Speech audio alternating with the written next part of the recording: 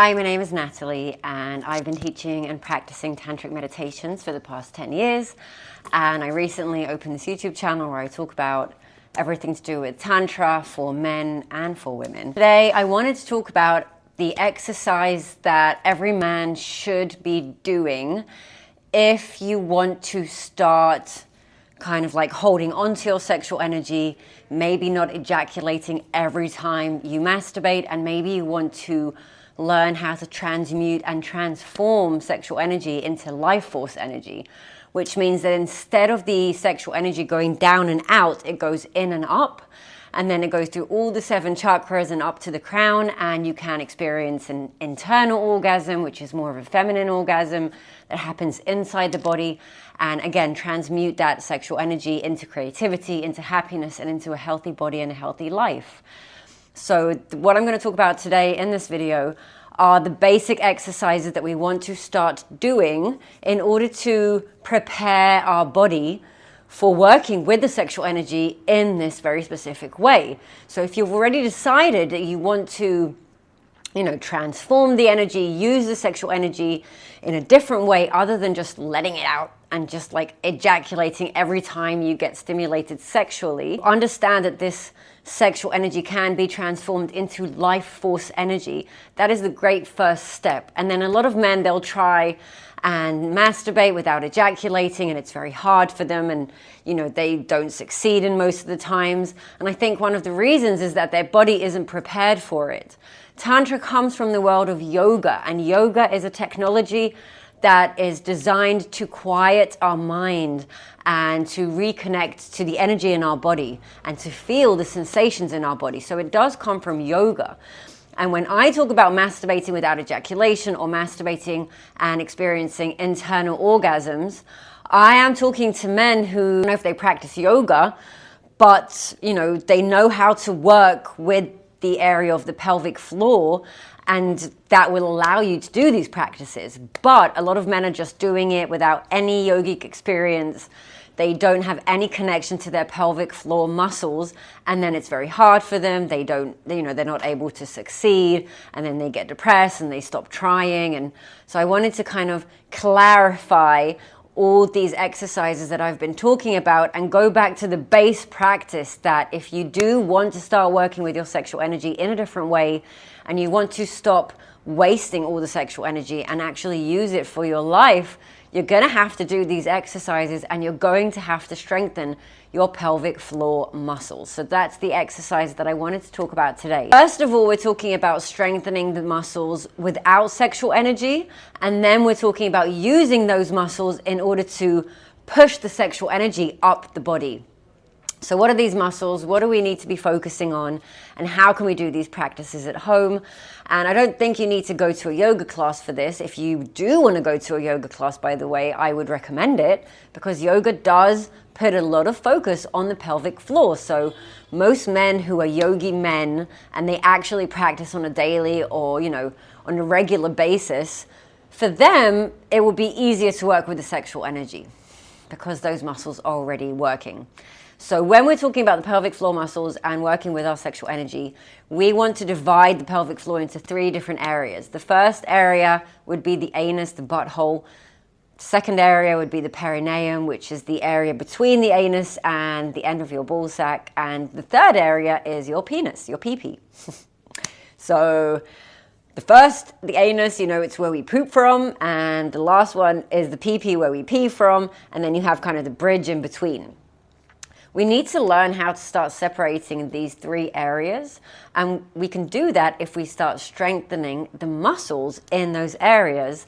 And at first, when we're doing the clench and release, because our muscles there are weak and we're not really connected to them, it can kind of feel like we're bringing the whole area up and down in the clench and release. And we do want to learn how to separate these 3 areas. And the practice that we need to do for that is clench and release, but we need to kind of put the focus each time on the different area. So the clench and release would be different than what I've been talking about in all my exercises. It will kind of be the opposite. When we breathe in, we clench, and then hold a little bit, and then breathe out, release. But we want to start doing it separately for the anus. So we want to kind of concentrate on our butthole.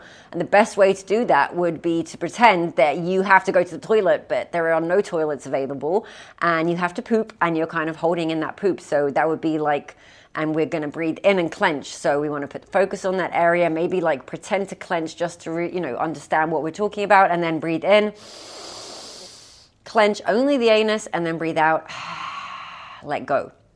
And if we do between 10 to 50 of these a day, specifically on the anus, then that will help us strengthen the muscles in that area. Second area we're going to talk about is the pee-pee area. So that will be the penis area. And for girls, it would be the vajayjay and, where our pee comes out from. And I know sometimes I talk about this in a very direct way, but I don't really feel the need to talk about it in any other way. So it is what it is. So the pee-pee area, again, we want to concentrate on that area in our body, and we want to kind of pretend like if we had to pee and there's nowhere to do it, like what would we do? We would kind of hold it in, which is different than the anus. And then we're going to do hold in the pee-pee and then let go. And we want to do 10 of those in a row, or 50 if we can, but I think starting from 10 is good. So even if we do with the anus and the pee-pee, we do 10 of these clench and releases a day, we're creating a connection with that area. We're strengthening the muscles in that area. We're becoming familiar with the different feelings and sensations that we can have from different areas, in the pelvic floor. So I think these practices are very important, and they are my basic practices, at least the ones that I started from, and I still do them to this day. And, the more you practice with the muscles, the easier it would be to use those muscles when working with the sexual energy. And the last area is the perineum. So it's kind of the bridge in between the anus and the pee-pee. And I think it's the hardest out of the three to feel and to work with. So when we breathe in and we're doing the clench and release on that area, the middle area, we want to imagine that the inner area in the breath in comes up, and then we want to kind of let it go when we breathe out. And it might feel confusing, and then the other holes are going to move as well, and that's fine.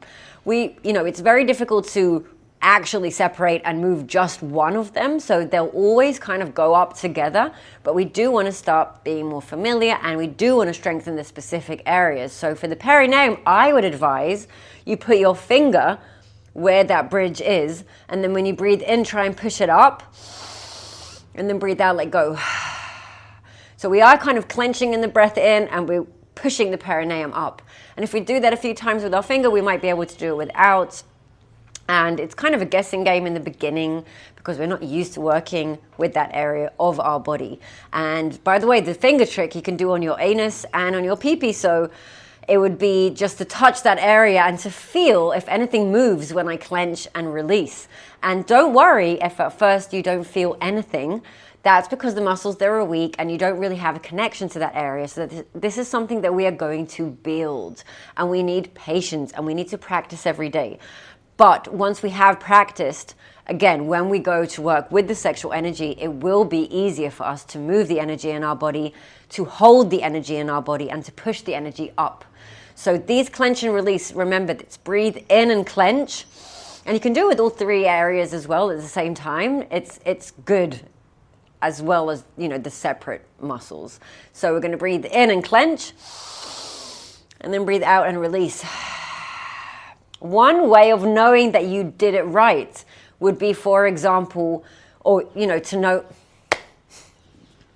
One way of seeing if these practices actually worked would be, for example, going to pee, and then when you pee, stop the pee in the middle and then let it go, and then stop it again and let it go, and then stop it again and let it go, and kind of play with it. That will be an indication to how strong your muscles are, and it is also a way of strengthening the muscles. So I would just recommend you do that in general. And the clench and release that I talked about today, because it's not with sexual energy, you can do it when you're driving, you can do it at work, no one's going to notice that you're doing it. Just try at least a few times a day, and you can put reminders in your calendar. Just try and pay attention to that area, clench and release a little bit, do it for a few weeks, see the difference, and then when you feel ready, try the same exercises but with sexual energy, meaning during masturbation, And then the next level will be to do these exercises when you're having sex with someone, mid-sex, just like always on the clench and release. And remember, the clench is in and then out. So when we're doing the same clench and release with the sexual energy, I usually do recommend doing it the other way around. So when we breathe in, we kind of open up the body. And then we're breathing out, we're pushing it down. So these are all recommendations. Try it at home, strengthen the muscles there, do it in masturbation, do it during sex, see how it feels. And in my following videos, I will give more exercises of this kind. They are all written in the book that I put a link, on my videos, called One Mind. It is the book that I learned the most out of, in regards to these practices, and the person who wrote it actually taught me, and that's why I recommend it to other people, and it's written in a very clear way. I do give the exercises here on my channel, but if you want to read the book, the link is below. I also recommend that whenever we're doing these kind of practices and exercises, we also use them as a sort of meditation and a way to connect to ourselves and to our body. And I do recommend you put music in the background, and I also put a link for the music that I use, and I hope that it works for you too. And that's it for today. I mean, I do Tantric coaching sessions online. If anyone's interested, the details are below. I help people with more of the emotional work and the mental work. And then sometimes they'll tell me about the practices, and I'll help them, make them a bit more accurate for them. So that's me. That's what I wanted to talk about today. And thank you for watching. Thank you for the amazing comments. And I'll see you in my next video.